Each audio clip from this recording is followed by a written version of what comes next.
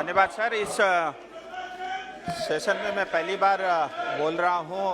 अपना विषय रखने से पहले हाल ही में मणिपुर में नूने में जो लैंडस्लाइड हुआ, 61 लोगों की वहाँ पे जाने गई। मैं सदन की ओर से उन सबको रिकॉर्ड में नहीं जाएगा, अर्पित करता हूँ। विषय पे आ रहा हूँ सर। आपका बहुत धन्यवाद। नियम 377 के अंतर्गत आपने विषय रखने का मुझे मौका दिया। सर, आपको बताना चाहूँगा, हाल ही में parliamentary standing committee on commerce की 171वीं जो रिपोर्ट है वो पेश हुई है, और जिसका टाइटल था दार्जिलिंग क्षेत्र में भारतीय चाय उद्योग को प्रभावित करने वाले मुद्दे। उसके विशेष रूप में वहाँ उल्लेखित थे।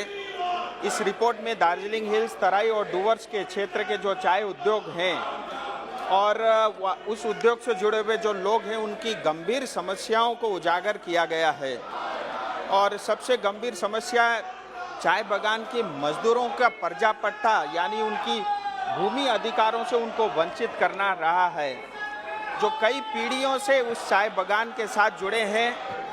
और रिपोर्ट में समिति ने ये भी कहा है कि समिति गंभीरता से चाय श्रमिकों की दुर्दशा और दयनीय स्थिति को संज्ञान में लेती है, और भारत स्वतंत्र के 7 दशकों के बावजूद भी चाय श्रमिकों को उनके मूल भूमि अधिकार से वंचित करने वाली सामंतवादी व्यवस्था की घोर निंदा भी करती है। रिपोर्ट के अगले अंश में समिति ने ये भी कहा है, न केवल जीने के लिए बल्कि अपने मृत परिवार के सदस्यों को दफनाने के लिए भी उन्हें सतत संघर्ष करना पड़ता है। ये दुर्भाग्य है और बहुत ही दुखद है।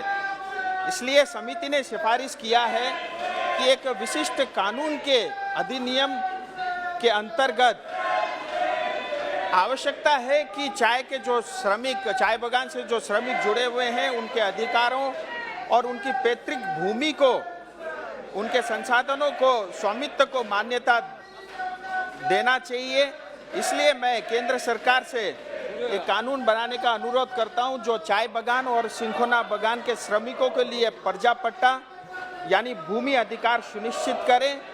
जिस तरह से फॉरेस्ट राइट एक्ट 2006 ने हमारे वन बस्ती में रहने वाले लोगों को भूमि अधिकार सुनिश्चित किया, उसी तर्ज पे सरकार चाय और सिंखोना बागान में जो श्रमिक काम करते हैं, जो रहते हैं, उनके लिए प्लांटेशन राइट एक्ट ला करके उनके लिए न्याय सुनिश्चित करें। आपका बहुत बहुत धन्यवाद।